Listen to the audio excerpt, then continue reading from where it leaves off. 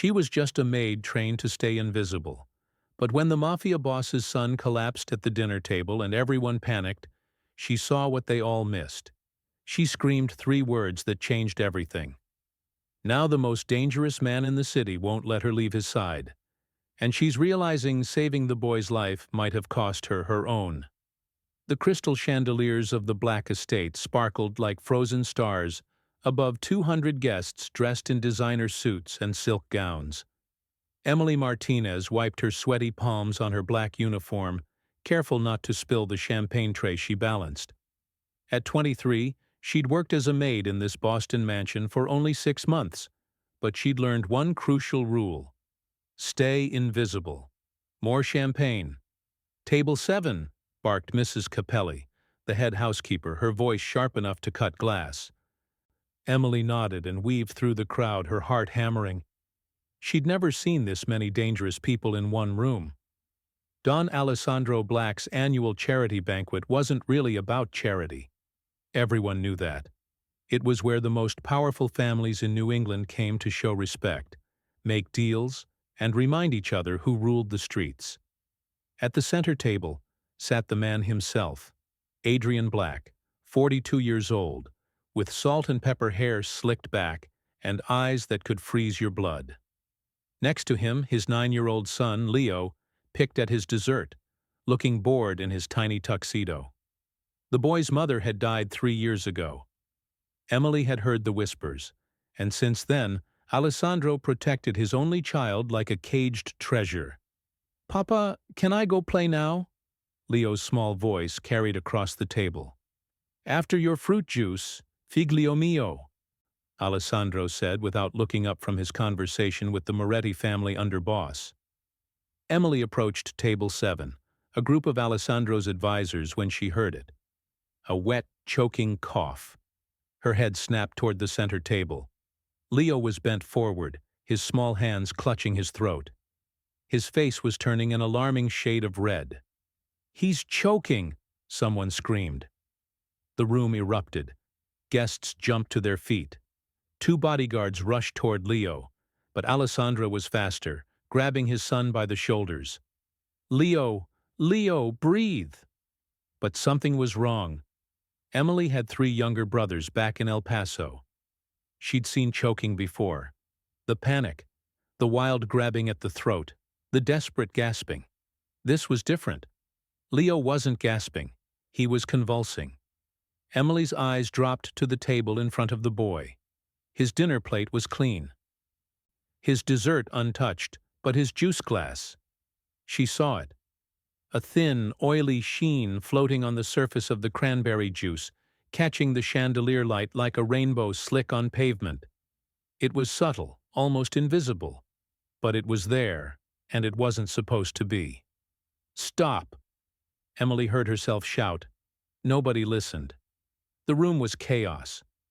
A doctor from the guest list was pushing through the crowd. Alessandro was yelling for his car, ready to rush Leo to the hospital. Emily dropped her tray. The champagne glasses shattered on the marble floor, and the crack of breaking crystal finally got everyone's attention. "Don't move him!" Emily screamed, running toward the center table. "It's not choking. It's poison." For guns appeared instantly, all pointed at Emily's head. Alessandro's guards moved like trained wolves, blocking her path. "The hell did you just say?" growled Marco, the head of security, his weapon steady on Emily's forehead. Emily's mouth went dry, but she forced the words out. "The juice. Look at his juice glass. There's an oil on top. It's not supposed to be there." "I've seen it before." "She's insane," someone muttered. "Shoot her," another voice said coldly. But Alejandro's hand went up, stopping his men. His dark eyes locked onto Emily with an intensity that made her knees weak. "You have 5 seconds to explain before I let them put a bullet in your skull." Emily's mind raced. Why had she recognized that oily sheen? Then it hit her. Her uncle, a mechanic in Texas, had been poisoned by contaminated engine degreaser 2 years ago. She'd been the one to visit him in the ICU, had watched the doctors explain how certain petroleum-based poisons left that exact rainbow film. My Uncle Emily stammered. He was poisoned. It looked like this. The doctor said they said it causes throat swelling, convulsions, not choking. If you do CPR or move him wrong, it gets worse. You need activated charcoal now. Alessandro stared at her for 3 endless seconds. Then he snapped his fingers. Vincent, get Dr. Shaw here. And someone bag that glass. Don't touch it with bare hands. Boss, she's just a maid. Now the doctor, a thin man with wire-rimmed glasses, approached Leo carefully. He leaned down, sniffed near the boy's mouth, then examined the glass Emily had pointed to. His face went pale. She's right, Dr. Shaw whispered. This is chemical poisoning. We need to get him to Mass General immediately. But first, he barked orders at his assistant, who ran for his medical bag. Within minutes, they were forcing activated charcoal down Leo's throat. The boy was barely conscious, his lips turning blue. Emily stood frozen, surrounded by guns and hostile stares, as the reality of what she'd done sank in. She just accused someone at this banquet of trying to murder Adrian Black's only son. Alessandro moved closer to her, so close she could smell his expensive cologne mixed with cigar smoke. "Who are you?" he asked quietly. "Emily Parker, sir. I cleaned the 3rd floor. You just saved my son's life." His voice was flat, emotionless, but his eyes burned with something Emily couldn't read, which means 2 things. Either you're the bravest woman in Boston, or you're part of whatever the hell this is. Before Emily could respond, Alessandro turned to address the entire ballroom. His voice cut through the panic, murmuring like a blade. Nobody leaves. Lock every door, every window, every servant entrance. He surveyed the crowd with cold fury. Someone in this room just tried to kill my boy, and you're all going to stay right here until I find out who. The click of locks echoed through the mansion. Emily's stomach dropped as she realized the terrible truth. She was trapped in a house full of killers, and one of them had just tried to commit murder. The ambulance sirens faded into the Boston night, taking Leo and Dr. Shaw to Mass General Hospital. Alessandro stood at the mansion's entrance, watching until the red lights disappeared, then turned back to face his trapped guests. His expression could have frozen hell itself. "Marco," he said quietly. "Status."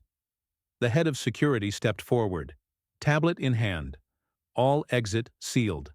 "Boss, 23 guards posted at every door and window. Cell phone jammer activated. Nobody's making calls in or out. We've got 207 people inside, including staff." Emily felt the walls closing in. She stood near the kitchen entrance, still surrounded by armed men who hadn't lowered their weapons since she'd shouted about the poison. Her legs trembled, but she forced herself to stay upright. Alessandro walked to the center of the ballroom, his footsteps echoing on the marble. The crowd parted for him like the Red Sea. "My son is fighting for his life because someone here," he paused, letting his gaze sweep across every face, decided that killing a 9-year-old boy was acceptable. The silence was suffocating.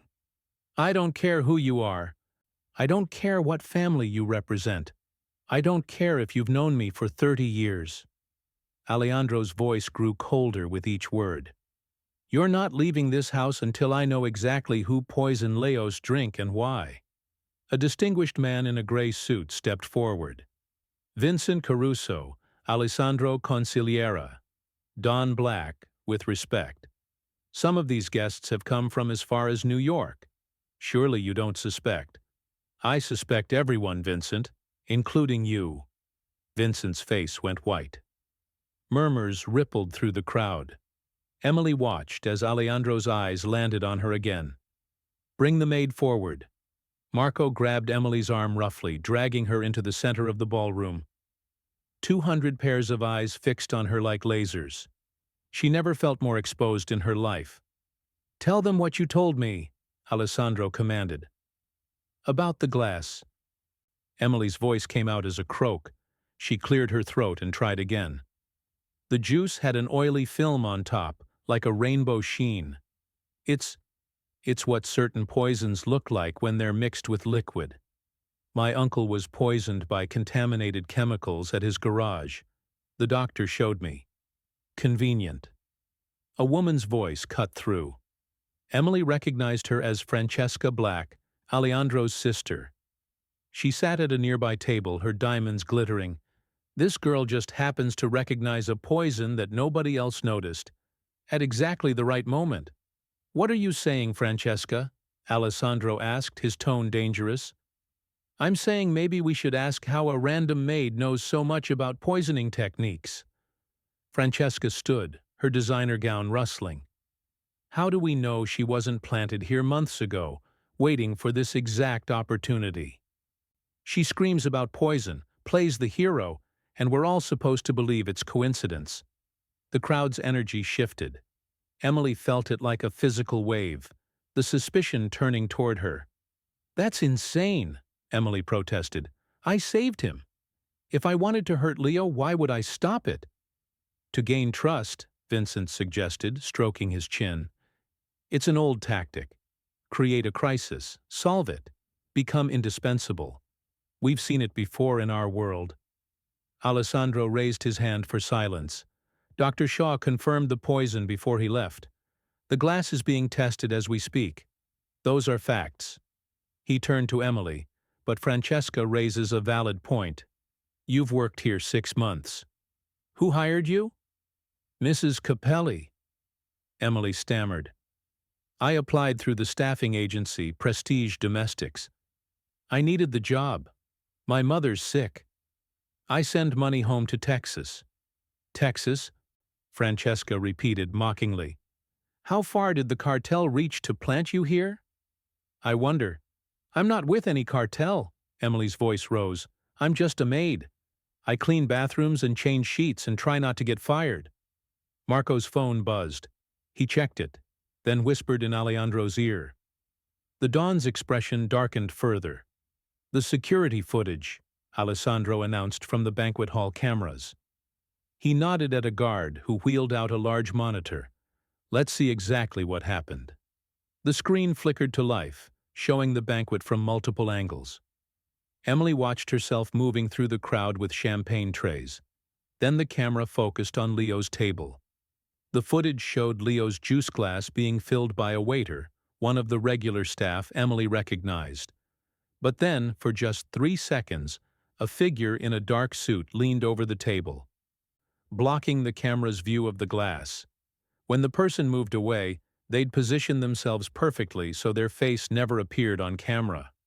"Freeze it," Alessandro ordered. "Marco, tell me you can identify that suit." Marco zoomed in, but the angle was wrong. Only the person's back was visible. Expensive fabric, broad shoulders, definitely male. "Could be anyone, boss. At least 40 men here wearing similar suits." Emily's mind raced. She'd been near that table. Had she seen someone leaning over Leo's glass? The banquet had been so chaotic, so many people moving. "Wait, the cufflinks?" Emily blurted out. "Can you zoom in on the wrist?" Marco did. There, barely visible on the figure's left wrist, was a flash of gold, a cufflink catching the light. It had a distinctive design, 3 interlocking circles. "I've seen those before," Emily whispered. "Tonight, I saw them tonight." Alessandro moved closer, his presence overwhelming. "Where?" Emily closed her eyes, trying to remember. She'd served champagne to dozens of people. So many faces, so many hands reaching for glasses. But those cufflinks, they'd caught her eye because they were unusual. 3 circles like the Olympic rings, but arranged differently. "Table 7, she said suddenly. "One of your advisors. I remember thinking the design was strange when I served him champagne." The room exploded with noise. Alessandro held up his hand again, and silence fell immediately. "Table 7, he repeated. Vincent, who was sitting at table 7. Vincent checked his seating chart, and Emily saw his hand tremble slightly. "Michael Rossi, Tony Chun, Frank DeVito, and he paused. And my nephew, David Caruso. Alejandro's eyes narrowed. Bring them all forward now. For men stepped into the circle, all looking nervous. Emily scanned their wrists, her heart pounding. None of them were wearing the cufflinks. Someone had already removed the evidence. Alessandro had the 4 men from Table 7 lined up like soldiers facing a firing squad. Michael Rossi, a stocky enforcer in his 50s. Tony Chun, the family's accountant, mid-30s and sweating profusely. Frank DeVito, a veteran soldier with gray at his temples. And David Caruso, Vincent's nephew, barely 25 and looking like he might vomit. Empty your pockets, Alessandro commanded. Watches, rings, cufflinks, everything on the table. Now the men complied, hands shaking as they removed their jewelry. Emily watched as the items clinked onto the white tablecloth. Gold watches, diamond rings, various cufflinks. None with 3 interlocking circles. Where are they, David? Alessandro asked quietly, stepping in front of Vincent's nephew. David's face went pale. Where are what, Don Black? I don't understand. The cufflinks you were earlier tonight, the ones with 3 circles. I wasn't wearing any special cufflinks. Just these, David pointed to simple silver studs on the table. I swear on my mother's grave. Alessandro backhanded him so fast that Emily barely saw it. David crashed to the floor, blood streaming from his split lip. Your mother is very much alive, you little bastard, Alessandro said coldly. Don't swear on what you'd happily betray. Vincent stepped forward, his face anguished. Alessandro, please. David's been loyal. He's family. Leo is family. And someone tried to put him in the ground. Alessandro turned to Marco. Search them. Strip them down if you have to and find those cufflinks. While the guards began patting down the 4 men, Alessandro moved to another table where his technical team had set up. A young woman in a black suit. Emily recognized her as Sophia, Alessandro's cybersecurity expert, was examining the poison juice glass inside a clear evidence bag. Talk to me, Sophia, Alessandro said. Sophia adjusted her glasses, not looking up from her tablet. Preliminary field test confirms oleander extract mixed with a petroleum carrier. Highly toxic, causes symptoms within minutes. Whoever made this knew exactly what they were doing. She swiped her screen. But here's what's interesting. The glass itself was clean. The poison wasn't in it originally. Meaning someone added it after the juice was poured. The servers filled all the glasses from the same jug. I checked the kitchen footage. Leo's glass was clean when it left the kitchen. Alejandro's jaw tightened. So it happened here in the ballroom. Someone walked up and poisoned my son's drink in a room full of witnesses. Bold, Sophia agreed. Or desperate, Emily watched from her corner, still flanked by guards. Her mind kept replaying the moments before Leo started choking. She'd been moving through the crowd, focused on not spilling champagne, trying to stay invisible, but there had been movement near the center table. Lots of people paying respects to Don Black, greeting Leo, making small talk. Wait. There had been someone who lingered. Someone who stood near Leo's seat longer than necessary, even after Alessandro had politely dismissed them. Excuse me, Emily said quietly. No one heard her. The interrogation was getting louder, more violent. Marco had Michael Rossi against the wall now, going through his suit jacket pocket by pocket. Excuse me, Emily said louder. Alejandro's head turned. What? Before Leo started choking, there was someone standing near his seat. They were there for a while like they were talking to you, but you'd already turned away to speak with someone else. Alessandra moved toward her. Who? Emily closed her eyes, trying to picture it. The crowd had been thick. She'd been approaching from the left side, carrying champagne. The center table had been surrounded by people offering greetings. And there, standing just behind Leo's chair, pretending to wait for Alessandra's attention, while the Don spoke with the Moretti underboss. Tall man, Emily said slowly. Dark hair, early 40s maybe. He was wearing a navy suit, not black, and he had a ring, a big gold ring on his right hand. I noticed it because the light caught it when he moved his hand over the table. The room had gone completely silent. Everyone was staring at her now. Over the table? Alessandro repeated. You saw his hand over Leo's glass. I didn't think anything of it at the time. I thought maybe he was gesturing while talking or waiting to shake your hand. But yes, his hand was right there, right above where Leo's juice was sitting. Alessandro turned to scan the crowd. Navy suit, early 40s, gold ring on the right hand. Step forward if that describes you. No one moved. Now, Alessandro roared. 3 men reluctantly stepped into the open space. Emily studied them, her heart racing. One was too short, another too old, but the third, him. Emily pointed. That's who I saw. The man was Frank DeVito, one of the 4 from Table 7. But Emily had been wrong about one thing. Frank wasn't early 40s. He was 53, Alejandro's trusted soldier for over 20 years. Frank's face showed no emotion. The girl is mistaken. I greeted you and Leo, paid my respects, and returned to my table. That's all? Then why? Alessandro said slowly. Did you remove your ring? Frank's hand moved instinctively to his right hand, which was now bare. I didn't. You're wearing it in the security footage from an hour ago. You're not wearing it now.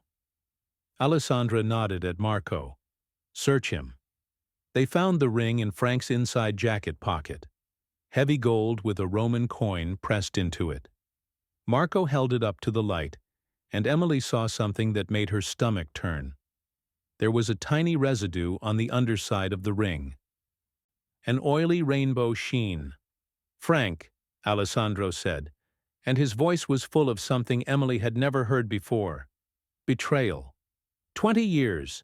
You've been with me for 20 years. You held Leo when he was born. You were at Maria's funeral. You're my son's godfather, for Christ's sake. Frank said nothing, but his silence was confession enough. Why? Alessandre whispered. Frank finally looked up, and Emily saw tears streaming down the old soldier's face. Because they have my daughter. The Calibres family took Sophia 3 weeks ago. They said if I didn't do this, they'd send her back to me in pieces. The revelation hit the room like a bomb. Gasps erupted. Vincent swore in Italian. Francesca covered her mouth in horror. Alessandro stood frozen, his face unreadable. You should have come to me. They said, if I told you, she dies. If I refused, she dies. The only way to save her was to. Frank couldn't finish. He collapsed to his knees. I'm sorry. God forgive me, Alessandro. I'm so sorry. Emily felt sick. This wasn't simple betrayal. This was a father forced to choose between one child and another. Alessandre looked at Frank for a long moment. Then he pulled out his phone and made a call. Despite the jammer, apparently he had override access. Johnny, it's me. I need you to find Sophia DeVito. Last known location 3 weeks ago. Assumed Calibres kidnapping. He paused. I don't care if you have to burn down half of Providence. Find her alive. He hung up and looked down at Frank. I'm going to save your daughter, and then I'm going to decide whether to kill you myself or let you live with what you've done. Frank DeVito was dragged to the wine cellar and locked inside, still sobbing. Alessandro stood in the center of the ballroom, his hands clasped behind his back, staring at nothing. The crowd remained frozen, waiting for his next move. The Calibres family, Alessandro finally said, his voice like gravel. This is their play. They use Frank to poison Leo, weaken my family, start a war. He turned to Vincent. Send word. Tell every soldier we have to prepare for retaliation. But Francesca stepped forward, her voice cutting through the tension. Wait, something doesn't add up. Alejandro's eyes narrowed. Explain. Frank had 3 weeks to poison Leo. 3 weeks while his daughter was being held. Why wait until tonight? Why do it at a banquet with 200 witnesses? Francesca gestured around the room. If he wanted to kill Leo quietly, he's had 100 better opportunities. He's been to the house. He's had access. The crowd murmured in agreement. Emily felt a cold dread forming in her stomach. Maybe he couldn't go through with it until now, Vincent suggested weakly. Or maybe, Francesca continued, her gaze sliding to Emily, Frank isn't the only person involved. Maybe someone pushed him to do it tonight specifically. Someone who wanted to be here to watch. Someone who could conveniently save Leo at the last second and become a hero. The accusation hung in the air like poison gas. "You're insane," Emily breathed. "I had nothing to do with, didn't you?" Francesca moved closer, circling Emily like a shark. "You recognized a rare poison instantly. You knew exactly what to do. You just happened to be walking by at the exact right moment." She turned to address Alessandro. "Brother, think about it." Frank breaks down crying, confesses everything. Gives us a convenient enemy to blame. Meanwhile, this girl becomes your son's savior. Who benefits most from this scenario? "The Calabrese family benefits," Alessandro said coldly. "They have my godfather in their pocket and my son nearly dead." "Do they?" Francesca picked up the evidence bag with the juice glass. "Or do we only have Frank's word that they're involved? What if this girl and Frank planned it together? What if she's the real plant and Frank is just the psych?" Emily's heart hammered against her ribs. "That's crazy. Why would I save Leo if I wanted him dead?" "Because you knew we'd test the drink," Francesca said smoothly. "You knew we'd find the poison. Better to discover it yourself and control the narrative than risk someone else finding it and you becoming a suspect. This way, you look like a hero instead of an accomplice." Marco stepped closer to Emily, his hand resting on his weapon. Other guards moved in, forming a tighter circle. "This is insane," Emily repeated, but her voice shook. "I don't even know Frank DeVito. I've never spoken to him outside of serving him drinks tonight." "Can anyone confirm that?"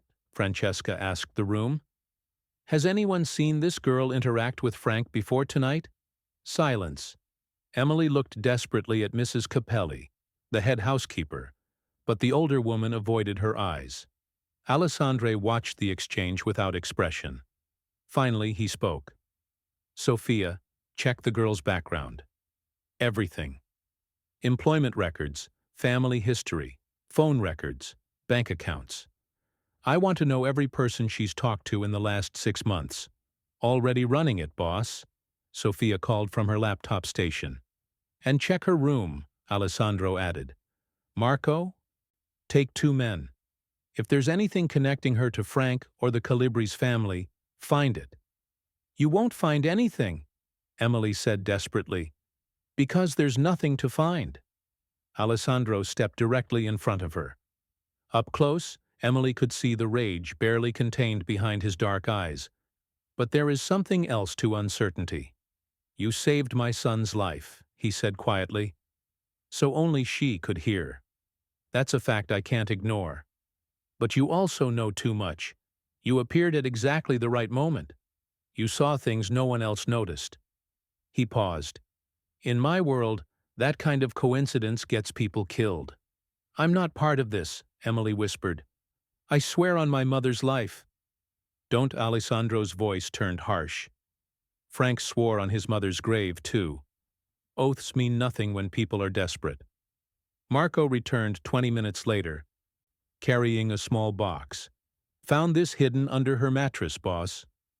Emily's blood ran cold. She'd never seen that box before. Marco opened it. Inside were 3 photographs. The first showed the black mansion from the outside. The second showed Leo playing in the garden.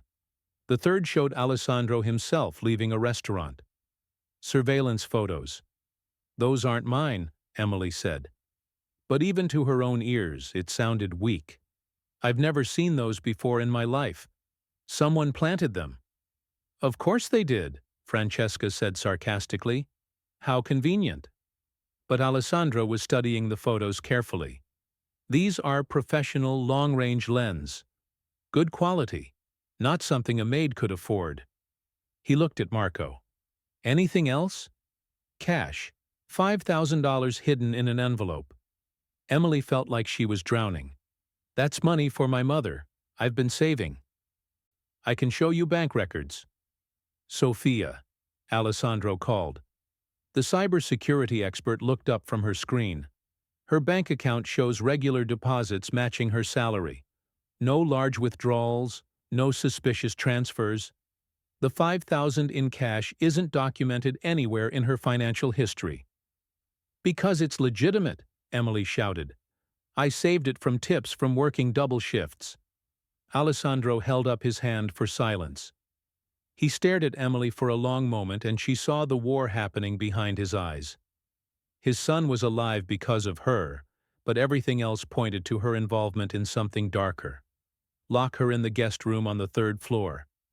Alessandro finally ordered 2 guards on the door 24/7. "She doesn't leave. She doesn't make calls. She doesn't speak to anyone except me."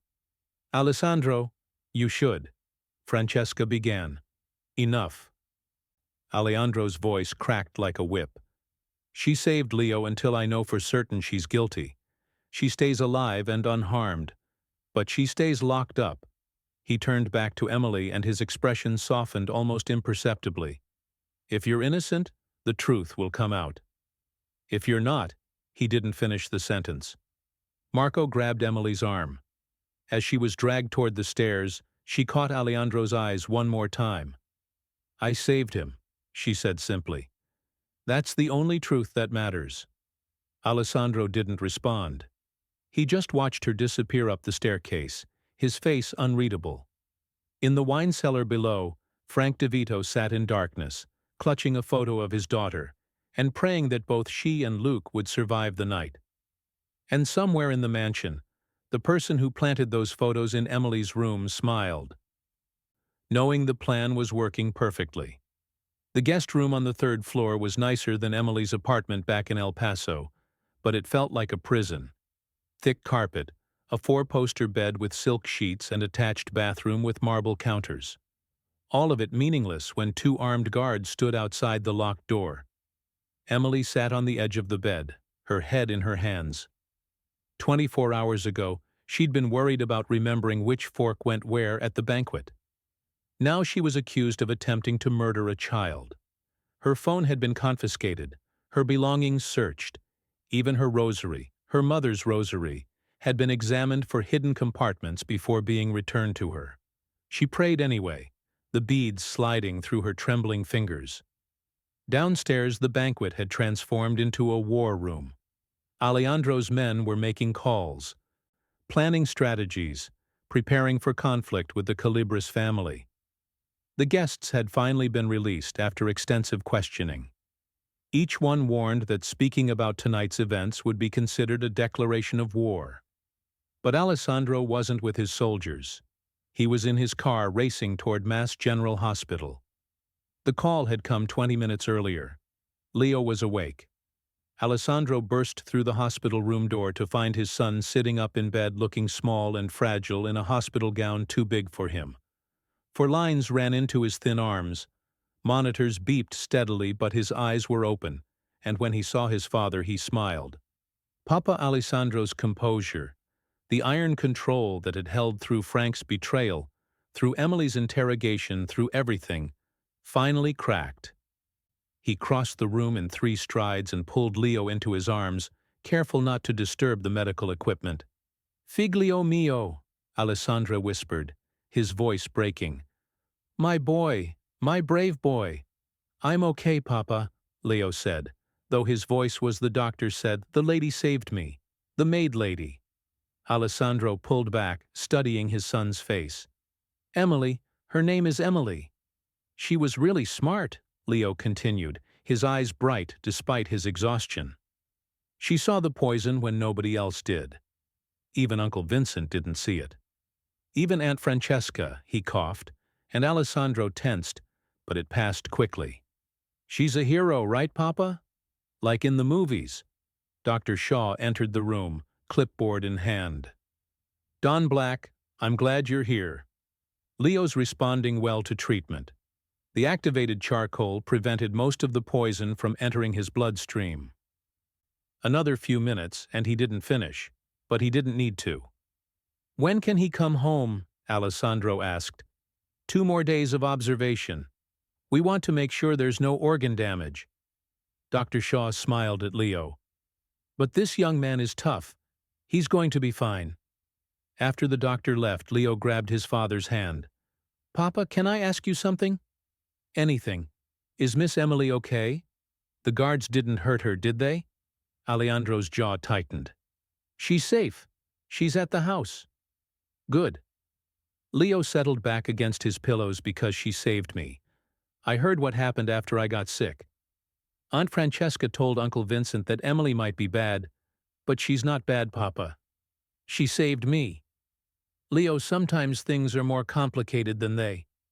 She saved me, Leo insisted, his voice growing stronger despite his weakness. I don't care what Aunt Francesca says. I don't care what anybody says. Emily saw the poison and she stopped it. She's good. Alessandro looked at his son, 9 years old, but in that moment, speaking with a clarity that cut through all the doubt and suspicion. Children saw the world simply, good and bad, right and wrong. No politics, no hidden agendas. You really believe that? Alessandro asked quietly. I know it, Leos said firmly. When I was getting sick, when everything was going dark and scary, I heard her voice. She was yelling at everyone to stop, to not move me. She sounded scared. Not for herself. For me, he looked up at his father with Maria's eyes, his late mother's eyes. Bad people don't sound like that, Papa. You taught me that. You said I should always listen to my gut about people. Alessandro felt something shift inside his chest. His son, his innocent, pure-hearted son, had more faith in a servant girl he barely knew than in the family members who'd raised him. Uncle Frank tried to hurt me, Leo continued. Tears forming now. Uncle Frank, who taught me to ride a bike, who plays chess with me on Sundays? He's family and he tried to poison me. A tear rolled down his cheek. But Emily, who just cleans our house, she risked everything to save me. So maybe family isn't about blood. Maybe it's about who shows up when you need them. The words hit Alessandro like a physical blow out of the mouths of babes. He thought about Frank, his trusted godfather, his brother in arms for 20 years, who'd stood at his wedding, who'd been there when Leo was born. Frank had tried to kill his son. Then he thought about Emily, a poor maid from Texas who dropped her tray, screamed at armed men, and risked a bullet to the head to save a child she barely knew. Blood versus action. Loyalty versus proof. Papa. Leo's small voice pulled him back. Please don't hurt Miss Emily, please. She's the reason I'm still here. Alessandro brushed his hand through his son's hair. Get some rest, Figlio. We'll talk more tomorrow. Promise me, Papa. Promise you won't hurt her. Alessandro looked into those trusting eyes. Eyes that had seen betrayal from family and heroism from a stranger, and felt the foundations of his world shifting. I promise, he said quietly. After Leo fell asleep, Alessandro stood at the hospital window looking out at the Boston skyline. His phone buzzed. A text from Sophia. Found something. You need to see this. But instead of rushing back, Alessandro stayed a moment longer, watching his son sleep. Leo's words echoed in his mind. Maybe family isn't about blood. Maybe it's about who shows up when you need them. Frank had blood loyalty and still betrayed him. Emily had no connection to them at all, and still fought for Leo's life. For the first time in his career, Alessandro Black found himself doubting everything he'd built his life on. The family codes, the blood oaths, the sacred bonds of the organization. What did any of it mean when a godfather could poison a godson? And what did it mean when a stranger proved more loyal than family? He made a decision. Whatever Sophia had found, whatever evidence existed, he would look at it with fresh eyes. Not as a Don protecting his empire, but as a father honoring his son's wisdom. Because Leo was right about one thing. Emily had shown up when it mattered most. Now Alessandra needed to find out why. Emily jerked awake at 2:47 a.m. to the sound of her door clicking open. For a moment she thought she'd imagined it. The room was dark, only a sliver of moonlight coming through the curtains. But then she heard it, the whisper of fabric against fabric, footsteps on carpet. Someone was inside. Her heart exploded into overdrive. She stayed perfectly still, her eyes adjusting to the darkness. Through slitted eyelids she saw a shadow move across the room.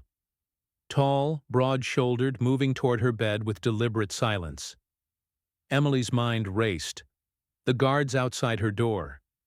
Why hadn't they stopped this person? Unless they'd been paid off or killed. The figure reached the side of her bed. Moonlight caught the glint of metal. A knife. Every instinct screamed at Emily to stay frozen, to pretend to be asleep. But her 3 younger brothers had taught her something useful growing up in a rough El Paso neighborhood. When someone comes at you with a weapon, surprise is your only advantage. She rolled hard to the left just as the knife plunged down, tearing through the pillow where her head had been seconds earlier. Feathers exploded into the air. Emily hit the floor and scrambled toward the bathroom, screaming at the top of her lungs. The assassin was fast, faster than she expected. A gloved hand grabbed her ankle, yanking her backward. Emily's fingers found the bedside lamp, and she swung it blindly. The heavy base connected with something solid. The grip on her ankle loosened. She kicked free and lunged for the bathroom, slamming the door and locking it, just as the assassin's body crashed against it. The wood frame shuttered but held. "Help!" Emily screamed. "Somebody help me!" The door shook again, then again. On the third impact, the lock started to give. Emily looked around frantically. The bathroom had no windows, just marble, mirrors, and a bathtub. She was trapped. Her eyes landed on the toilet tank lid, heavy ceramic. She grabbed it just as the door exploded inward. The assassin came through fast, knife raised. Emily swung the tank lid with everything she had. It caught the attacker's wrist with a sickening crack. The knife clattered to the tile floor, but the assassin didn't stop. A fist caught Emily in the ribs, driving the air from her lungs. She went down hard, her vision sparking with pain. Through watering eyes, she saw the assassin reach for the dropped knife. Then the bathroom filled with gunfire. Marco stood in the doorway, his weapon drawn, 2 bullets in the assassin's chest. The figure crumpled to the floor. More guards poured into the room, weapons raised, shouting commands. Emily sat against the bathtub, gasping for air, her whole body shaking. Marco pulled the ski mask off the assassin's face. It was one of the guards who'd been posted outside Emily's door. "Jesus Christ," Marco breathed. He keyed his radio. "Boss, we've got a situation. Someone just tried to kill the girl." Alessandro arrived 15 minutes later, still in the clothes he'd worn to the hospital. He surveyed the scene with cold fury. The destroyed door, the feathers everywhere, the blood on the bathroom tiles, and Emily sitting on the bed wrapped in a blanket. A medic examining her bruised ribs. "Talk," Alessandro ordered Marco. "Tommy Ricci," Marco said, gesturing to the dead guard. "Been with us 3 years. Good soldier. No red flags. He was posted outside her door with Davis. We found Davis unconscious in the hallway closet, knocked out, not dead. Ricci must have waited until Davis went to take a leak, then made his move." Alessandre looked at the knife still lying on the bathroom floor. "That's not a guard's weapon. That's an assassin's blade. Custom Italian steel. Someone hired him, Sophia said, appearing in the doorway with her tablet. I just cracked Richie's phone. He received a wire transfer of $50,000 3 hours ago. Offshore account, heavily encrypted. Whoever paid him knew what they were doing.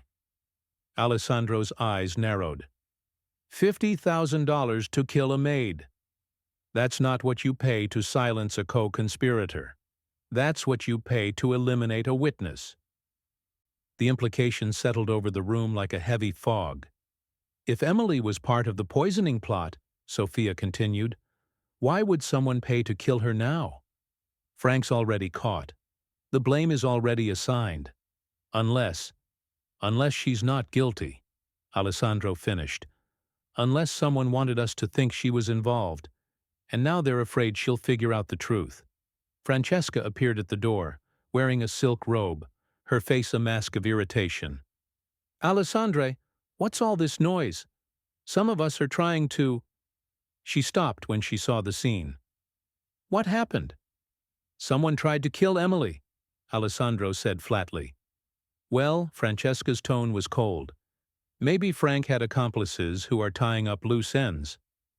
Francesca, Alessandro said quietly, dangerously. If Emily was working with Frank, they'd have no reason to kill her. She'd be one of them. The fact that someone wants her dead tells me everything I need to know. Or it's theater, Francesca countered. Stage an attack to make herself look innocent. We only have her word that this was real. We have a dead body, Marco interjected. That's pretty real. Alessandro made a decision. Marco, clear out the bedroom next to mine. Move Emily there tonight. The room went silent. You can't be serious, Francesca said, the master suite level Alessandro. She's a servant. She's someone who saved my son and nearly died tonight because of it. Alessandro's voice left no room for argument. She stays in the room next to mine with my personal guards on the door. No one gets near her without my approval. This is insane. Francesca's composure finally cracked. You're elevating a maid to the family floor because of some sob story. What message does that send to everyone else? It sends the message that loyalty matters more than blood, Alessandro said, and Emily heard an echo of Leo's words in his tone. It sends the message that I protect people who protect my family. He turned to Emily, who was staring at him with wide eyes. Can you walk? Emily nodded shakily. Marco, escort her to the new room. Post 4 guards, people you trust with your life. Nobody goes in or out except me or Dr. Shaw. He paused. And get her some real clothes, something warm. She's been shaking for 10 minutes. As Marco helped Emily to her feet, she caught Alejandro's eye. Thank you, she whispered. Alejandro's expression softened almost imperceptibly. My son says you're a hero. Someone out there is very afraid you'll prove him right. He gestured to the dead assassin. Find out who paid Richie. I want names by sunrise. After Emily was escorted out, Francesca turned on her brother. You're making a mistake. You're letting your guilt over Leo cloud your judgment. Maybe, Alessandro admitted. Or maybe I'm finally seeing clearly. He looked at his sister with eyes that had seen too much betrayal in one night. Someone in our circle is playing a deeper game. Frank was just a pawn. Emily's just a witness. The real player is still out there, and they just showed their hand. He walked past Francesca toward the door, then paused. Oh, and sister, if anything happens to Emily under my protection, I'll assume you had something to do with it. Consider that your only warning. Francesca stood alone in the destroyed guest room, fury radiating from every pore. Downstairs, Emily was escorted to the master suite level, a place servants never went. As she stepped into her new room, she realized something terrifying. She wasn't just a witness anymore. She was bait. 2 days later, Leo came home from the hospital. The Black Mansion erupted in cautious celebration. Cautious because Alessandro had tripled security, installed new cameras in every hallway, and ordered food tasters for every meal. The house that had once felt like a home now operated like a military compound. Emily watched from the second-floor landing as Leo was carried inside by his father. The boy's arms wrapped tightly around Alejandro's neck. Despite the doctor's assurance that Leo could walk, Alessandro refused to put him down until they reached his bedroom. "Miss Emily." Leo's voice rang out when he spotted her. "Papa, look. Miss Emily is still here." Alessandro glanced up, his eyes meeting Emily's. Something unreadable passed across his face. "Yes," he said quietly. "She's staying with us for a while." "Good," Leo said firmly. "She's my friend now." Emily's heart squeezed. In the 3 days since the poisoning, she'd been called a suspect, nearly killed, and moved into a luxury prison. But this 9-year-old boy, who had every reason to be afraid of everyone, had decided she was his friend. That evening, dinner was served in Leo's bedroom suite. Alessandro had ordered it, refusing to let his son eat in the formal dining room until the investigation was complete. But when the food arrived, Leos stared at his plate like it might bite him. "Leo," Alessandro said gently. "You need to eat," Dr. Shaw said. "What if it's poisoned again?" Leo's voice was small, afraid. "What if Uncle Frank wasn't the only one? What if someone else wants to hurt me?" Alessandro's jaw tightened. This was what betrayal did to children. It taught them to fear the world. "I had it tested," Alejandro assured him. "Marco watched it being prepared. I had someone taste it first. It's safe, I promise." But Leo pushed the plate away, tears forming in his eyes. "I can't, Papa.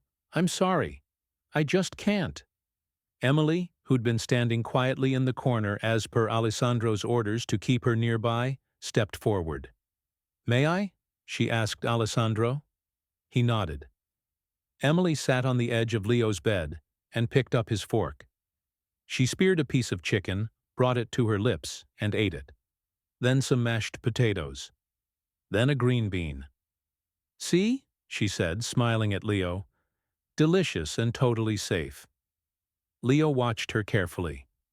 "You're not scared?" "Nope. And you know why?" "Because your papa is the smartest, most careful man I've ever met. If he says it's safe, it's safe. But what if—" "How about this?" Emily interrupted gently. "What if we eat together? Every bite I take, you take. That way, if something's wrong, which it won't be, we'll both know." Leo considered this. Then slowly he nodded. For the next 20 minutes, Emily and Leo ate together, bite for bite. Alessandro watched from his chair by the window, his expression unreadable, but his eyes never left Emily's face. This became their routine. Every meal, Emily would sit with Leo, taste everything first, then eat alongside him. She'd tell him stories about growing up in Texas, about her brother's antics, about her mother's terrible cooking, about the time she tried to fix a car and ended up covered in motor oil. Leo laughed for the first time since the poisoning when Emily described her youngest brother Miguel getting his head stuck in a fence. "Did the fire department have to come?" Leo asked, giggling. "Worse," Emily said with mock seriousness. "Maya Bella had to come and she brought her cutting torch from when she used to work construction. No way, I swear on my life. Miguel had a weird haircut for 3 months after that." Alessandra listened to these stories from his position by the window or the doorway, always present, always watching. He saw how Emily's presence calmed his son, how Leo's nightmares decreased when she read to him before bed, how the boy who'd been afraid to eat now cleaned his plate just to keep up with her bites. On the 4th night after Leo had fallen asleep, Alessandro finally spoke. "You're good with him," he said quietly. Emily was gathering the dinner dishes, preparing to leave. "He's a sweet kid," Emily replied. "He deserves to feel safe. Because of Frank, he doesn't. He's afraid of his own family now." Emily set down the plates and turned to face Alessandro. "Then show him that not everyone will betray him." Let him see that some people keep their promises. Like you, Emily corrected. You promised to protect him. You're doing that. He sees it. Even if he's scared, Alessandro stood, moving closer.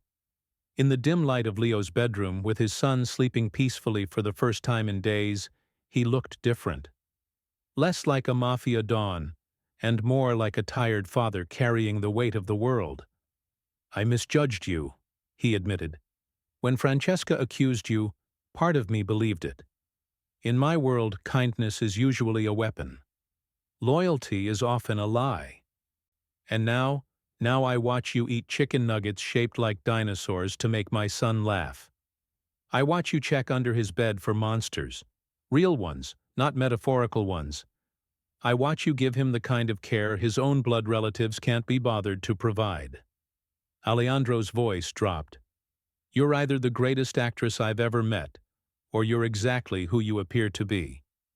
I'm a maid from El Paso who got lucky, Emily said simply. I saw something wrong and I said something. That's all. That's not all. Alessandro gestured to Leo. You gave him back his childhood, even if just for a few hours at a time. Emily felt heat rise in her cheeks. Anyone would. No, Alessandro interrupted firmly. They wouldn't.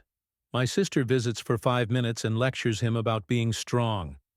My advisors send expensive gifts and never visit at all.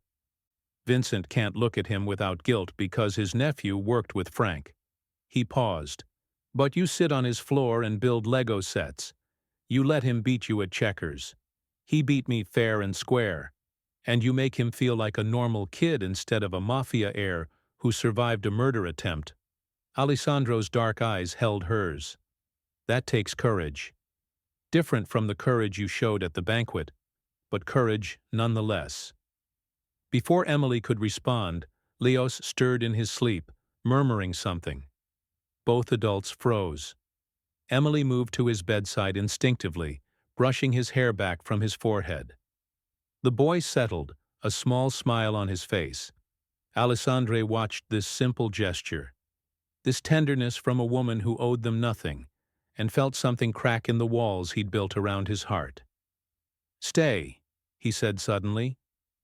Emily looked up, confused. I'm sorry. When this is over, when we catch whoever's behind this, stay. Alejandro's voice was rough, not as a maid, as he struggled for the word as family. Leo needs someone like you, someone who sees him as a child, not a dynasty. Emily's eyes widened. Mr. Black, I don't think.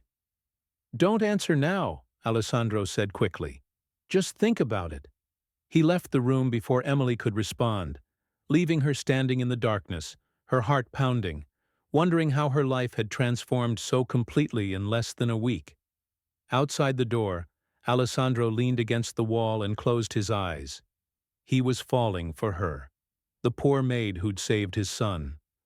The woman who had no reason to care, but cared anyway. It was dangerous, foolish, completely against everything his world stood for. But watching her with Leo, Alessandro realized something terrifying. He didn't care anymore. A week passed.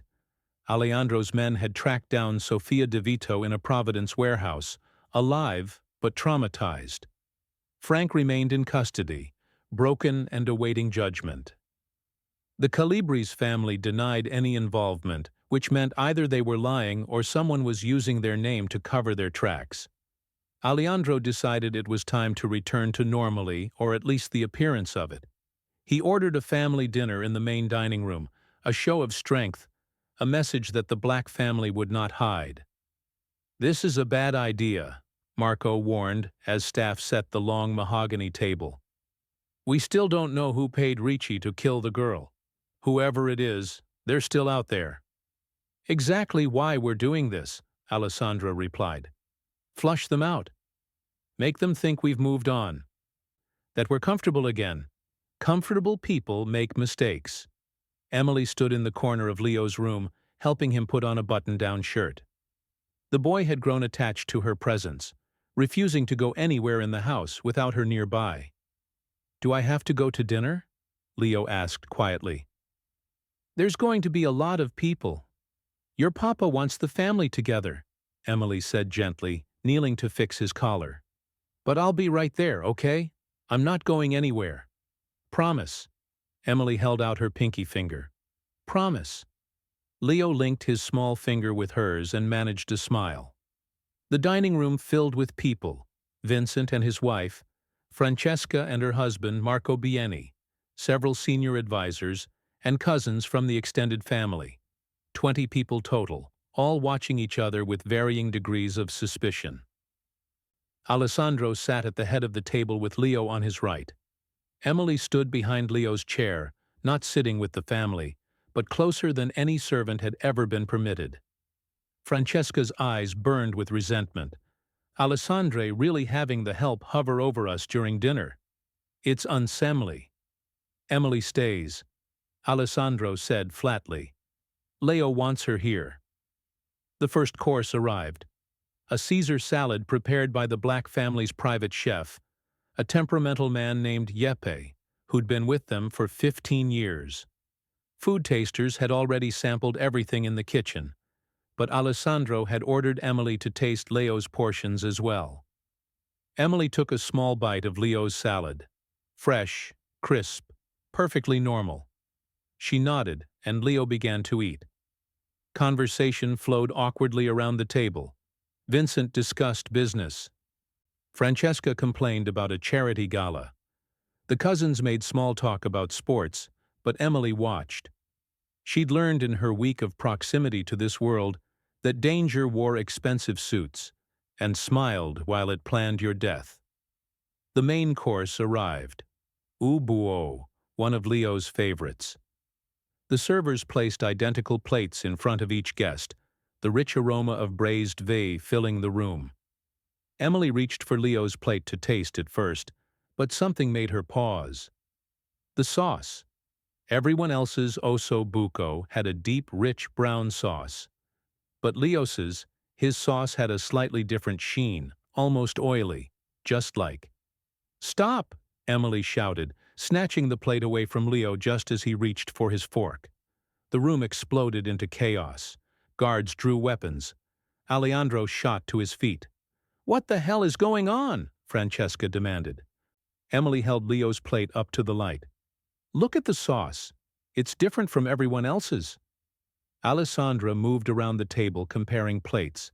His face went pale. Emily was right. Leo's sauce had that telltale rainbow sheen almost invisible unless you knew what to look for.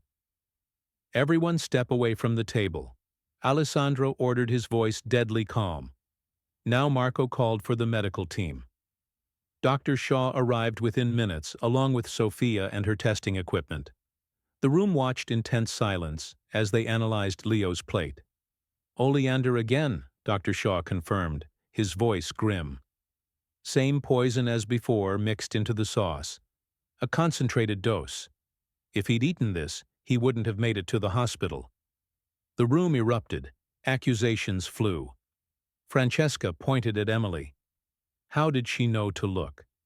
How did she know exactly where to look? Because I'm watching, Emily shouted back, her fear turning to rage.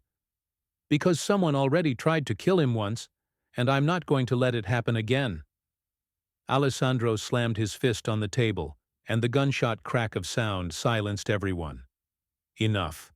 His eyes swept the room with murderous intent. There is a traitor under my roof. Not just under my roof, at my family table. He pointed at the kitchen doors. Marco, seal the kitchen. Nobody in or out. I want everyone who touched that food.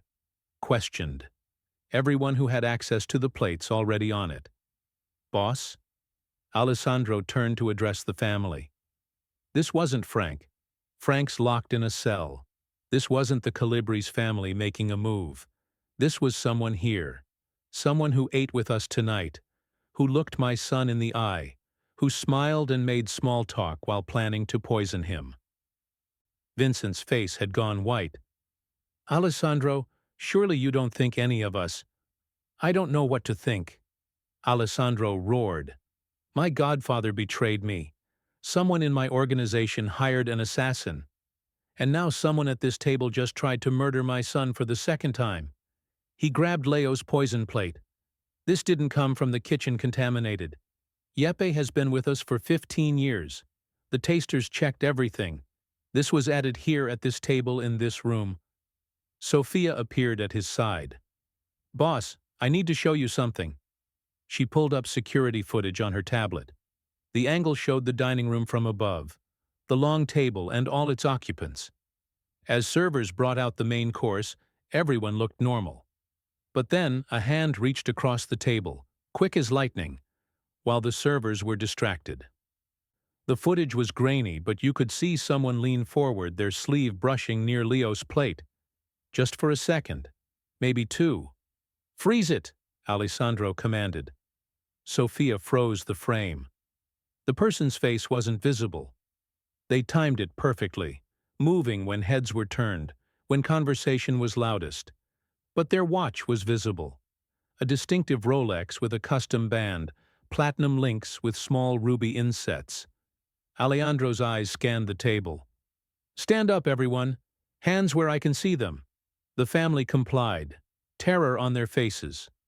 Alejandro walked slowly around the table, examining each person's wrists. Most wore watches, standard expensive pieces, nothing unusual until he reached Vincent's wife, Maria Caruso. Her wrist was bare. Where's your watch, Maria? Alessandro asked softly. I wasn't wearing one tonight, she stammered. You always wear a watch. I've never seen you without it. Alessandro's voice grew colder. The custom Rolex, the one Vincent gave you for your anniversary. Where is it? Maria's composure cracked. I left it upstairs. I didn't think it matched my dress. Marco, Alessandro said quietly. Search her. You can't be serious, Vincent protested. Alessandro, she's my wife. But Marco was already moving. He pulled Maria's chair back and she stumbled. Something clattered to the floor from beneath her napkin. A small glass vial, still containing traces of oily liquid. The room went dead silent. Maria Caruso stood frozen, her face a mask of terror as 20 pairs of eyes locked onto her. Vincent's wife, Francesca, whispered, shocked. But why? Alessandro stared at Maria and Emily saw something terrible in his eyes. The death of whatever mercy he had left.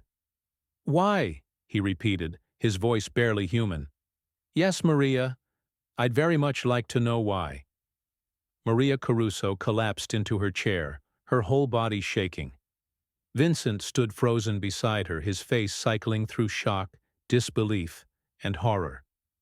Maria, he whispered, tell me this isn't real. Tell me you didn't. Take her to the wine cellar, Alessandro ordered. Same cell as Frank. Marco, I want guards who've been with me since childhood. Nobody else. As guards moved to grab Maria, she started screaming. You don't understand. I had no choice. They have my sister. They have Carmela. The room went silent. Vincent grabbed his wife's shoulders. What are you talking about? Carmela's in Italy. She's been in Florence for 6 months. No, Maria sobbed. That's what they wanted you to think. They took her 3 weeks ago. They sent me pictures. Oh God, Vincent, the pictures. She broke down completely. Alessandro held up his hand, stopping the guards. Explained now. And if you lie to me, Maria, I'll make what happens next very slow. Maria wiped her eyes, mascara running down her face. A month ago I got a letter. No return address. Inside were photos of Carmela tied to a chair. They said if I didn't do exactly what they told me, they'd send her back in pieces. Who are they? Alessandro demanded. I don't know. I never saw faces, only instructions. Phone calls from blocked numbers, notes left in my car, dead drops for the poison. Maria's hands trembled. First, they made me put those surveillance photos in Emily's room. Then they ordered me to poison Leo at the family dinner. They said if I succeeded, Carmela would be released. If I failed or told anyone, she'd die. Vincent looked like he might be sick. Why didn't you come to me? To Alessandro? We could have saved her. They said they'd know. They said they had people inside the family watching everything. If I told anyone, Carmela would die before you could even start looking.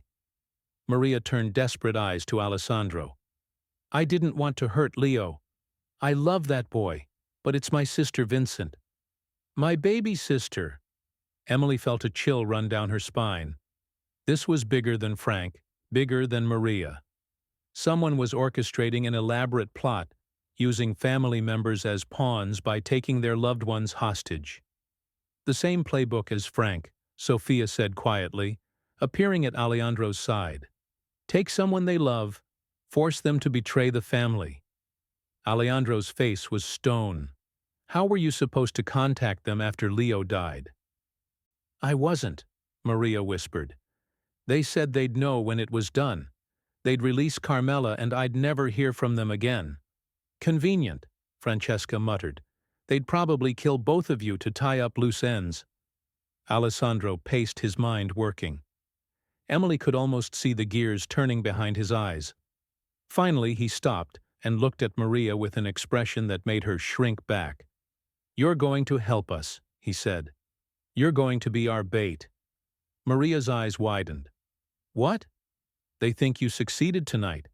They think you poisoned Leo's food and Emily didn't notice this time. Alessandro turned to Sophia. Can you fake it? Make it look like Leo ate the poison and is now in critical condition. Sophia's fingers flew across her tablet.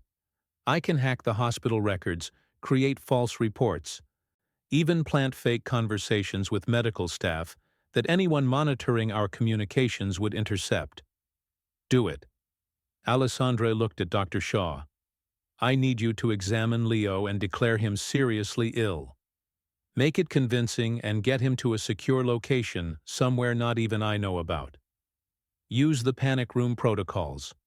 Dr. Shaw nodded and hurried out with Leo, who looked terrified but trusted his father enough not to ask questions. Emily started to follow, but Alessandro stopped her. I need you here, he said. They've seen you with Leo. They know you're watching him. If you disappear too, they'll suspect something. Emily's stomach nodded, but she nodded. Over the next 2 hours, Alessandro orchestrated an elaborate deception.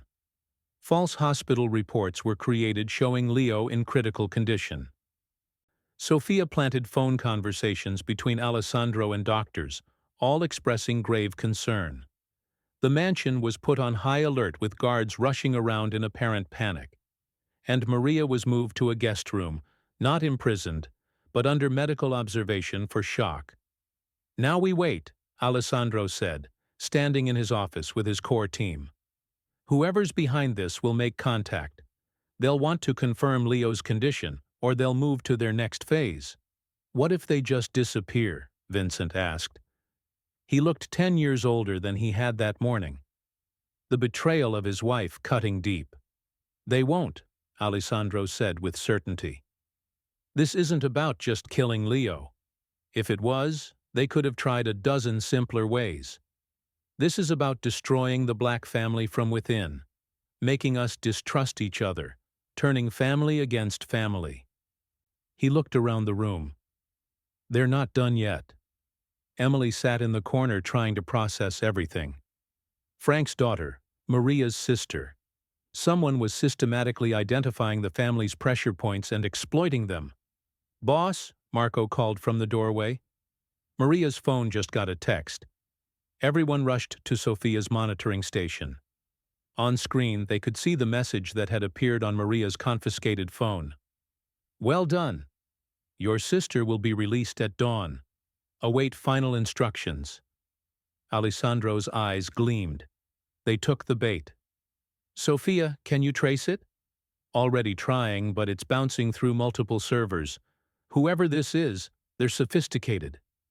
Her fingers flew across the keyboard, but they made one mistake. They're using a pattern. Give me an hour. I might be able to predict the next communication point. Alessandro turned to Emily. I need you to do something difficult. Anything, Emily said, surprised by her own certainty. They'll be watching the house. They'll want to see you react to Leo's condition. Alejandro's voice softened slightly. I need you to go to the medical wing, to the room where they think Leo is dying. I need you to look devastated. Cry if you can. Make them believe. Emily understood. She was the outsider who'd saved Leo twice. Her reaction would confirm the lie. I can do that, she said quietly. 2 hours later, Emily sat beside an empty hospital bed in the mansion's medical wing, her face in her hands, shoulders shaking with manufactured sobs. But as she cried, her eyes watched the window's reflection, looking for any sign of surveillance. In Alessandra's office, Sophia suddenly sat up straight. Got it. The next message is going to come through a burner phone registered to a coffee shop in the North End. But here's the interesting part. The purchase was made using a credit card belonging to She Pulled Up the Records, a shell corporation tied to Black family investments. Inside job, Marco breathed. It's definitely someone in the family. Alejandro's phone rang. An unknown number. He put it on speaker. A distorted voice came through. Don Black, I'm sorry about your son. Such a tragedy. But this is just the beginning. Unless you agree to my terms. What terms? Alessandro kept his voice neutral. Step down, retire, name Vincent as your successor and disappear. Do this and no one else gets hurt. Refuse and everyone you love will die slowly. The line went dead. Alessandro looked at his assembled team, and Emily saw something dangerous in his smile. Now we know what they want, he said quietly. And now we give it to them. Alessandra's plan was audacious and dangerous. Stage another family dinner. You want to give them another shot at Leo? Marco protested. Boss, that's insane. Leo won't be there, Alessandro said calmly. Well, use a decoy. My cousin Paolo's son is the same age, same build. From a distance, in the right clothes, he could pass for Leo. You're using a child as bait. Vincent looked horrified. Paolo's son will be in a different room entirely, appearing via live video feed edited to look like he's at the table. Technology, Vincent. Sophia can make it seamless. Alessandro turned to a cybersecurity expert. Can you do it? Sophia nodded. I can composite him into the feed in real time. Anyone watching, either in person or through surveillance, will think he's sitting right there. And the food? Marco asked. Every plate will be clean, but we'll give our traitor an opportunity. Alejandro's eyes gleamed. Emily will announce she's not feeling well and step away from Leo's side. Just for 5 minutes, long enough for someone desperate to make their move. Emily felt her pulse quicken. You want me to leave him vulnerable on purpose? I want whoever is orchestrating this to think they have one final chance. Alessandro met her gaze. The phone call said, This is just the beginning. They're not going to stop until I'm gone or dead. So we end it tonight. The dinner was set for the following evening. Word spread through the family that Don Black was addressing his succession plans, that after Leo's second poisoning attempt, he was considering stepping back. The bait was irresistible.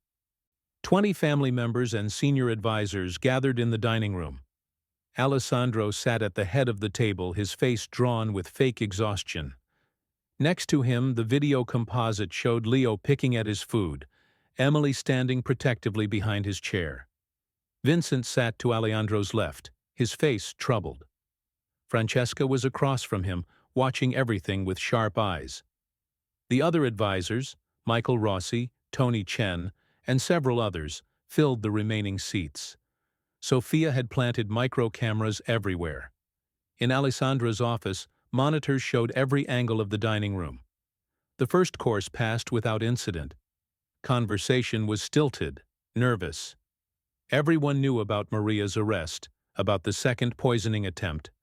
Tension hung over the table like a storm cloud. Then, right on schedule, Emily pressed her hand to her stomach. "Excuse me," she said, her voice strained. "I'm not feeling well. I need to go, Alessandra said, waving her away. Leo will be fine for a few minutes. Emily hurried from the room, her heart hammering. In the office, she joined Sophia and Marco, watching the monitors intently. Now we wait, Sophia whispered. The main course was served roasted chicken, vegetables, risotto. Servers moved around the table placing identical plates. The composite Leo sat alone now unprotected. For 3 minutes, nothing happened. Then Tony Chun, the family accountant, stood up. "Excuse me, I need to use the restroom." He walked toward the exit, but as he passed behind Leo's chair, his hand moved to his jacket pocket. "There," Marco breathed. Tony's hand emerged with something small and dark of vile. In one smooth motion, he uncapped it and leaned forward as if to adjust his napkin. His hand moved over Leo's plate. "Got him," Sophia said, already recording. But before Tony could pour, Alejandro's voice cut through the room like a blade. "Tony, stop right there." The accountant froze, the vial suspended above the plate. His face went white. Guards appeared from Alos, weapons drawn. Marco entered from the kitchen, gun pointed at Tony's head. "Put it down slowly," Alessandro commanded, standing. Very slowly, Tony's hand trembled. For a moment, Emily thought he might try to run, but there was nowhere to go. Surrounded by armed men, he carefully set the vial on the table. "It's not what it looks like," Tony stammered. "Really?" Alessandro gestured to Sophia, who pulled up the video feed. "Because it looks like you're about to poison my son's food." For the third time, someone has tried. The room erupted in shocked murmurs. Vincent stared at Tony in disbelief. "Tony, you've been our accountant for 8 years. Why?" Tony's composure cracked. He sank into his chair, his head in his hands. "They paid me. God help me. They paid me $2 million. "Who?" Alessandro moved closer, his presence suffocating. "The Marchetti family from Chicago." Tony looked up, tears streaming down his face. "They approached me 6 months ago. They wanted the black territory, wanted you gone. They said if I helped them, I'd be set for life. If I refused, they'd expose my gambling debts. I owe $500,000 to bookies. Alejandro, I was desperate." "So you sold out a child?" Emily heard herself say, stepping back into the room. "You tried to murder a 9-year-old boy for money." "Not murder," Tony protested weakly. "The plan was to make him sick. Slowly poison him over time so it looked like illness, not assassination. Destroy Alejandro's focus, make him vulnerable. Frank was supposed to start it. Maria was supposed to continue it, and I was supposed to finish it when everyone's guard was down." "Frank and Maria were blackmailed," Alessandro said coldly. "Their families were kidnapped. What's your excuse?" Tony, had no answer. "The Marchetti family didn't kidnap anyone, did they?" Alessandro continued. "You made that up. You hired people to take Frank's daughter and Maria's sister to create chaos, to make it look like someone was targeting the family from outside." Tony's silence was confirmation. "You used our family's love against them," Vincent said, his voice shaking with rage. "You made Frank and Maria into monsters to cover your own crimes." Alessandro picked up the vial, examining it. "Same poison, oleander extract. Where did you get it?" "A contact in Chicago. The Marquettes have a chemist on payroll, and the money you were paid. Offshore accounts, Cayman Islands. The Marquettes promised more once you were dead and they could move into Boston." Alessandro set down the vial and looked at Tony with something beyond anger, disappointment, disgust, and a cold finality that made Emily's blood run cold. "You didn't just betray me, Tony. You betrayed a child. You used your position, your access, your knowledge of this family to orchestrate 3 murder attempts against my son." Alejandro's voice dropped to barely above a whisper. "And you did it for money." "I'm sorry," Tony sobbed. "I'm so sorry. I never meant for it to go this far. I needed the money. The debts were going to kill me." "No, Tony," Alessandro said quietly. "I'm going to kill you." Before anyone could react, Alessandro pulled a gun from his jacket and fired once. The shot echoed through the dining room like thunder. Tony Chin slumped forward onto the table, dead before he hit the wood. The room fell into stunned silence. Emily pressed her hand to her mouth, her ears ringing. Vincent looked like he might pass out. Even the hardened guards looked shaken. Alessandro holstered his weapon and turned to address the entire room, his voice carrying absolute authority. "Let this be a lesson. Loyalty to this family means loyalty to every member, especially the most vulnerable. Betray that trust, threaten a child, and there is no mercy. None." He gestured to the guards. "Remove the body. Contact the Marchetti family in Chicago. Tell them their plan failed and their accountant is dead. Tell them if they ever threaten a black again, I'll burn their entire organization to the ground." As Tony's body was dragged away, Alessandro looked at Emily. Something passed between them. An acknowledgement of what she'd witnessed, what she'd become part of. "Thank you," he said simply, "for watching, for caring, for being willing to testify to what you saw." Emily nodded, unable to find words. The poor maid from El Paso had just watched a man executed at a dinner table. And the terrifying part was that she understood why. The dining room cleared quickly after Tony's execution. Guards removed the body. Servants scrubbed the blood from the mahogany table. Within an hour, it was as if nothing had happened except for the 20 witnesses who would never forget what they'd seen. Alessandro ordered everyone to remain. The household assembles in the main hall. Everyone, family, soldiers, staff. "I don't care if you're a dishwasher or a capo. Be there in 20 minutes. Emily stood in the hallway outside the dining room, her hands still shaking. She'd seen violence before. Growing up in a rough neighborhood, you couldn't avoid it. But this was different. This was calculated. Final. A man had died 3 feet from where she'd been standing. "You okay?" Marco appeared beside her, his voice surprisingly gentle. "I don't know," Emily admitted. "Should I be?" Tony Chin tried to kill a kid 3 times. Most people would say he got what he deserved. Most people don't watch it happen in front of them.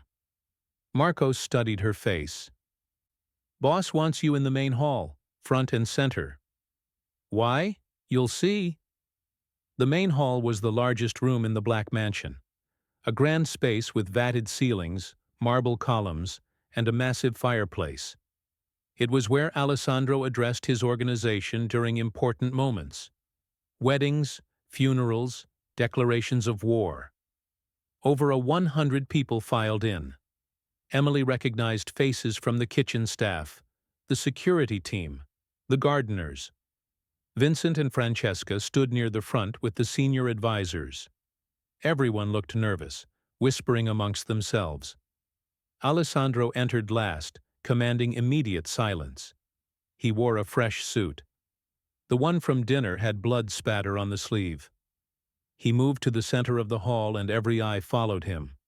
"Most of you know what happened tonight," Alessandro began, his voice carrying to every corner of the room. "Tony Chun, our accountant for 8 years, attempted to poison my son for the 3rd time. He was working for the Marchetti family in Chicago. Paid $2 million to destroy this family from within."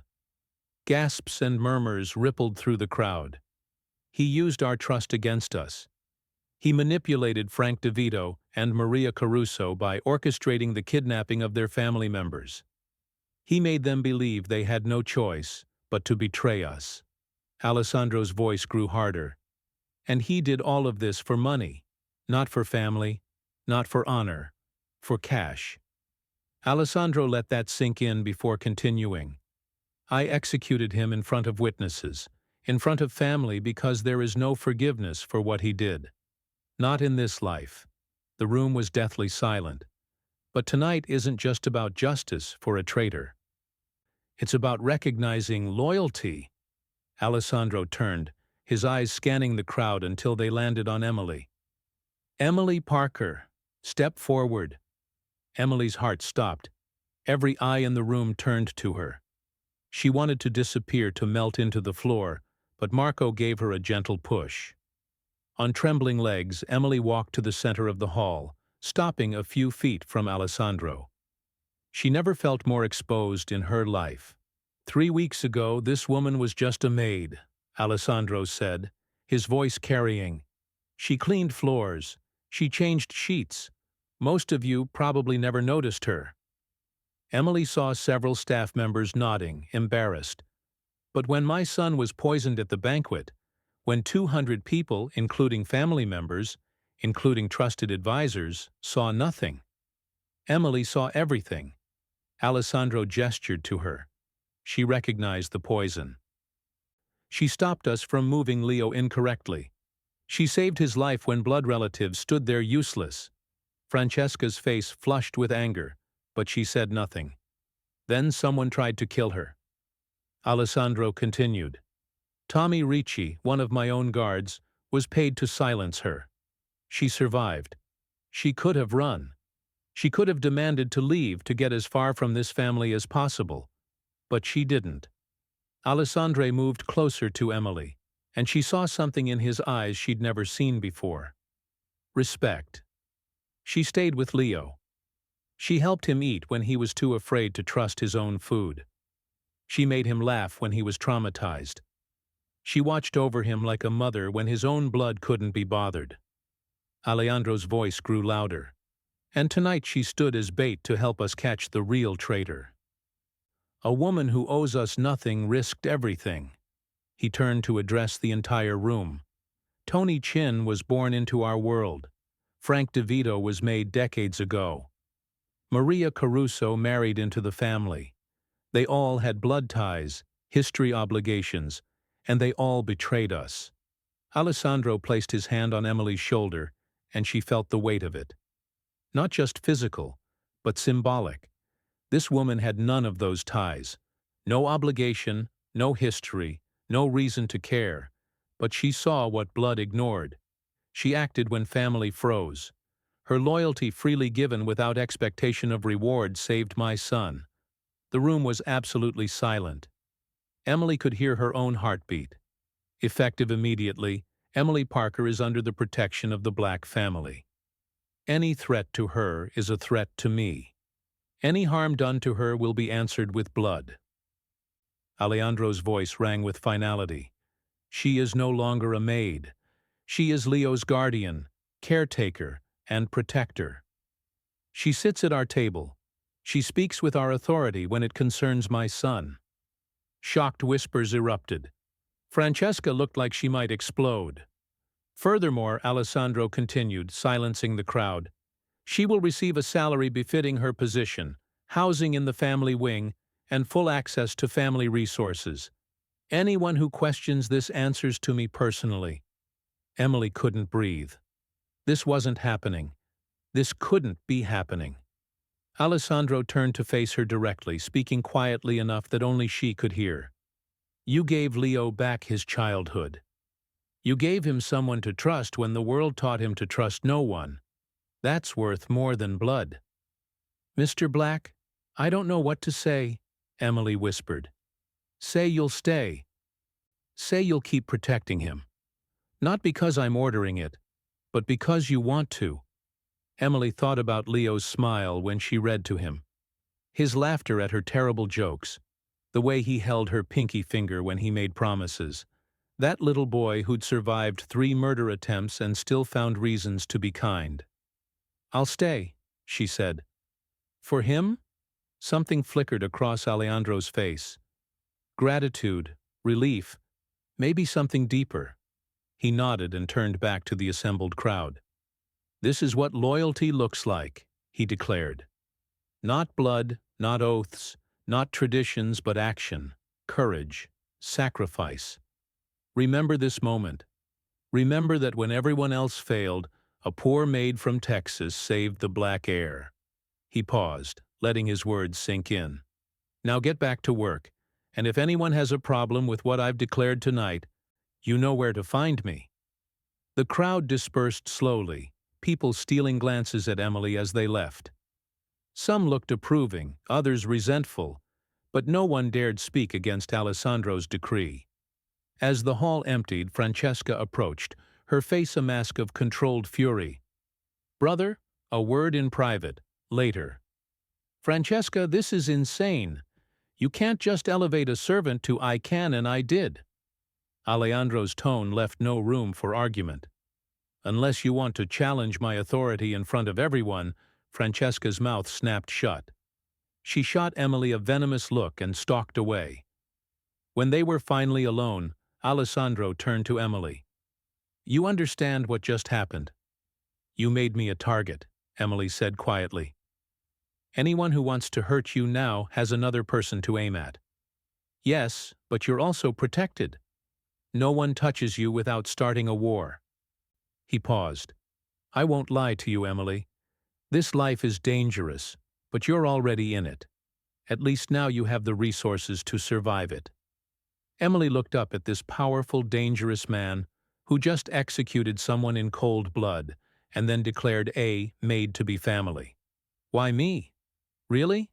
"Because my son loves you," Alessandro said simply. "And I've learned that children see truth better than adults. Leo trusts you. That's worth everything." 3 weeks later, Emily woke up in a bedroom that still didn't feel like hers. Floor-to-ceiling windows overlooking the Boston Harbor. A closet filled with clothes she'd never dreamed of owning. A bathroom bigger than her entire apartment back in El Paso. But what still felt surreal was the knock on her door, not from a guard, but from Leo. "Miss Emily, are you awake?" "Papa says we're having pancakes." Emily smiled and opened the door. Leo stood there in Spider-Man pajamas, his hair sticking up in every direction, grinning like it was Christmas morning. "Pancakes, huh? The chocolate chip kind?" "Obviously," Leo said with a seriousness only a 9-year-old could muster. "The regular kind are boring." They walked downstairs together, Leo's hand in hers, a gesture so natural now that Emily barely noticed it anymore. The mansion felt different these days, lighter somehow, despite everything that had happened. Frank DeVito had been released after Sophia was rescued. Alessandro couldn't forgive the betrayal, but he understood it. Frank was exiled from Boston, sent to live with distant cousins in Nevada. He'd never see the Black family again, but he had his daughter. That was mercy in Alejandro's world. Maria Caruso faced a similar fate. Vincent had filed for divorce, but Alessandro spared her life for Carmela's sake. She was sent back to Italy with her sister, forbidden from ever returning to America. The marriage was over, but both women were alive. The Marchetti family in Chicago had sent formal apologies and reparations, $10 million, and a promise to never interfere with Black operations again. Alessandro had accepted, but everyone knew it was a temporary peace. Someday there would be a reckoning. But that was tomorrow's war. Today was about pancakes. In the kitchen, Alessandro stood at the stove, a sight that still made Emily do a double-take. The powerful Dawn Black wearing an apron that said, "Kiss the cook." A gag gift from Leo, flipping pancakes like a suburban dad. "Morning, Papa?" Leo climbed onto a bar stool. "Are they ready?" "Almost." Emily coffee. "Please," Emily said, settling next to Leo. This had become their routine. Every morning Alessandro made breakfast for Leo. Emily supervised, made sure everything was safe, and gradually they'd become something strange and wonderful. A family. Not a traditional family. Not even a normal family, but a family nonetheless. "So," Alessandra said, sliding a plate of chocolate chip pancakes in front of Leo. "What's on the agenda today?" "Morga Grand. Then Miss Emily promised to take me to the aquarium if I finish it." "Did she now?" Alessandro raised an eyebrow at Emily. "He's been asking for weeks," Emily defended. "And he's been so good about his studies. He deserves it. Marco will go with you." "And 2 other guards." Papa, do we really need? Yes, Alessandro said firmly but gently. We really need. The world is still dangerous, Figlomio, but that doesn't mean you can't live in it. Leo sighed but nodded. He understood better than most 9-year-olds that danger was real. But he also understood that he was protected not just by guards and guns, but by people who genuinely cared about him. After breakfast, while Leo worked on math problems at the kitchen table, Alessandro pulled Emily aside. I need to show you something, he said quietly. He led her to his office where a manila folder sat on his desk. Inside were legal documents, pages and pages of them. What is this? Emily asked. Adoption papers, Alessandro said. Not for you to adopt Leo. You're too young for that legally, but for me to formally designate you as his legal guardian in the event of my death. Emily's breath caught. Alessandro, I can't. You can, and you will. He met her eyes. If something happens to me, Leo needs someone who will protect him from this world, not push him deeper into it. Someone who sees him as a child first and an heir second, he paused. That's you, Emily. Tears burned in Emily's eyes. I'm just a maid from El Paso. I don't know how to raise a mob boss's kid. You're not just anything, Alessandro said softly. You're the woman who saved my son 3 times. You're the person he runs to when he has nightmares. You're the one who makes him laugh, who helps him with homework, who reminds him that the world isn't all violence and betrayal. His voice grew rough with emotion. You're exactly who he needs. Emily wiped her eyes. Okay. Yes, I'll sign. Alessandro handed her a pen and she signed the documents with a shaking hand. When it was done, he pulled her into an unexpected embrace. Thank you, he whispered, for everything. That evening, after the aquarium trip, where Leo talked nonstop about sea turtles, the 3 of them sat in the mansion's library. Leo was curled up between Emily and Alessandro on the sofa, reading a book about marine biology. Miss Emily, Leo said suddenly, looking up. Yeah, kiddo. Are you going to stay forever? Like really forever? Emily glanced at Alessandro, who nodded almost imperceptibly. Yeah, she said, pulling Leo closer. I'm going to stay forever. Good. Leo snuggled against her. Because you're family now, right, Papa? Alessandro looked at them both. This boy who'd survived 3 murder attempts, and this woman who'd saved him each time. His eyes held a softness that few people ever saw. Right, he said quietly. She's family now. Later that night, after Leo was asleep, Alessandro stood at his son's bedroom door, watching Emily read one more chapter. Even though the boy was already dreaming, she was still there, still protecting, still caring. He thought about Tony Chun, about Frank, about Maria, people bound to him by blood and oaths who'd betrayed everything. Then he thought about Emily, who'd had no reason to care, but cared anyway. Francesca appeared beside him in the hallway, her expression softer than in the days that followed. Adrian Black ensured Emily Parker was no longer just a maid. She became someone the entire mansion respected. Leo recovered, smiling brighter each day, always reaching for Emily as if he knew she had saved him. And Adrian, cold, feared, and unshakable, found himself softening in ways he had never allowed. One evening, as the sun dipped behind the city skyline, Adrian stepped beside Emily in the garden. You changed everything, he said quietly. Not just for him. For me. Emily looked at him, heart beating fast. She didn't know what the future held, but for the first time in years, she wasn't afraid of tomorrow.